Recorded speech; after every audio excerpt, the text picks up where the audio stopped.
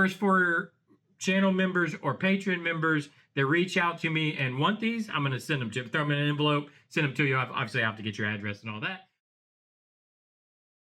Welcome back to the Workbench, where we try to make things. And we're continuing to try to make today is Revell's 1971 Olds 442, or what we're calling the Faux 42, because it's a cutlass that we were given in our early 20s. And of course, what would we do with it when we're 20 years old and we get a cutlass? We'd make it look like a 442.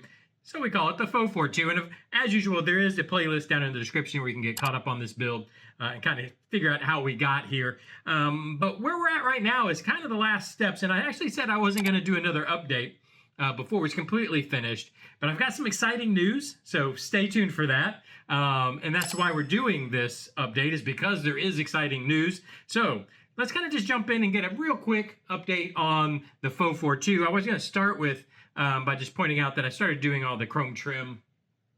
I don't know, hopefully you guys can even see that.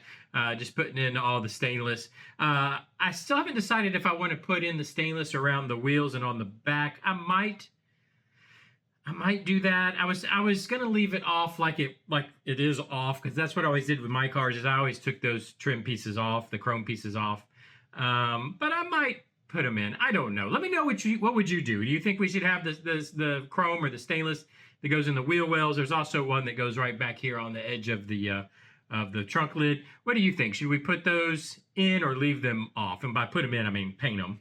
Or should we just leave it off? I also started kind of trying to nick up some of the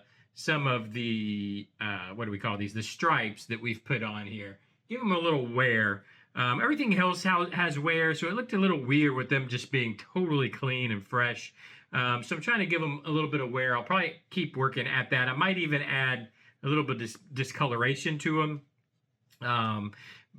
Yeah, and I did put the 442 because, of course, we'd put the 442. I did not put the W30 on there because that's not something I think I would do. And I got some comments saying, no, I wouldn't do that either. So we'll leave that off.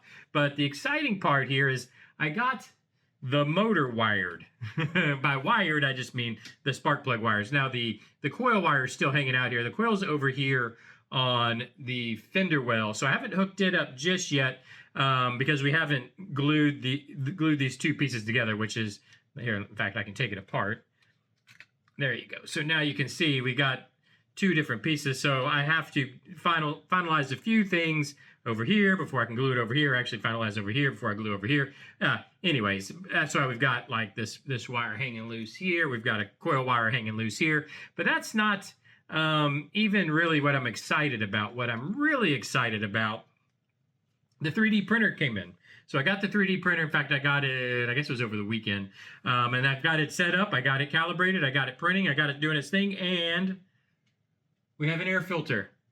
So the air filter that I've been wanting for this build, that I thought would be perfect for this build because of the space that we have to deal with, because of, because of the build it is, because it's the dumbest air filter ever, which is perfect for this build. I'd have to glue it on. This is not wanting to sit square, but there we go.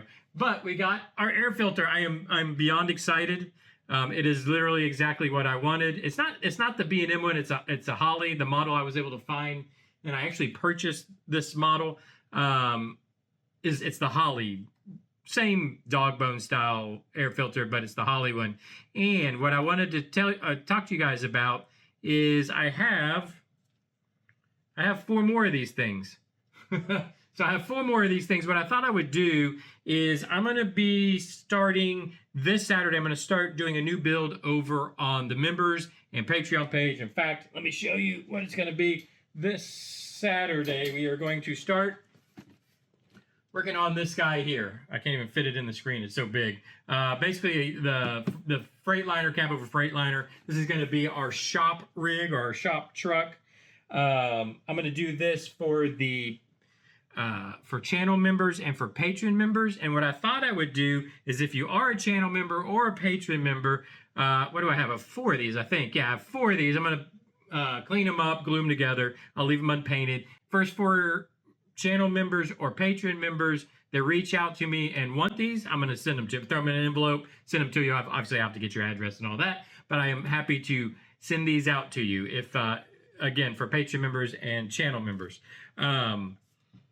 yeah, I think it's going to be exciting now that I have the 3D printer. I think I'll probably do that a lot more over on what I'll be doing on the Patreon channel and let's see, the Patreon page and the channel member page. I hate that I need to consolidate, but some people like Patreon platform, some people like to stay on the YouTube platform. So we kind of do both. As I 3D print stuff, I think that's what I'm going to do. I'm just going to start printing out extras. And what I'd like to do is that, offer it at a certain tier level. Every time I print something, you're going to get it also. So if I do, because I'm going to have to, for the FD100, I need to do a master brake cylinder, a brake booster and master cylinder for the brakes. Why print one? I'm going to print 10, right? And then throw them in envelopes. And probably once a month. So what'll happen is you'll just get an envelope of a crap ton of stuff. All right. I don't want, every time I send it, it's going to be like $5, right? Shipping. So what I'll do is probably once a month is send it out in one big lump sum. But so, I mean, that's one thing. We have these filters. I only have 4. So the first 4 people that ask for them can have them. There's other stuff that I was needing to, I'm going to be printing out. I need to print out the speakers, all this different stuff. And it makes no sense for me to print one of something that's this big. I'm going to fill the whole printer, the whole print bed. I'm going to do the whole, so it'll be 15 of them. So anyways, if that's something you're interested, be sure to check out the channel member page down below. Check out the Patreon page also. We're going to be building the Freightliner over there. I have a book nook I'm finishing up too, if you're interested in that. In fact, there's a whole bunch of videos on it. I need to finish that book nook because it's for my daughter and she's been asking about it like every day. So I got to do that too. But we are going to start working on the Freightliner. That's the update on the Olds 442 or the Faux 42. Let me know what you think. Let me know what you think about the dog bone air filter. I think it's perfect for this build. I think it's perfectly stupid, and it works. It works for everything we've done in this build. Let me know what you think down in the description. If this is something you'd like to keep up with, hit the subscribe button, hit the notification bell so you get notifications when these videos come out. Tomorrow we'll be back on the FD100 build. What else is there? Oh, check out the Patreon member thing down there. Like, share, I don't know. Do all those things everybody tells you to do on YouTube.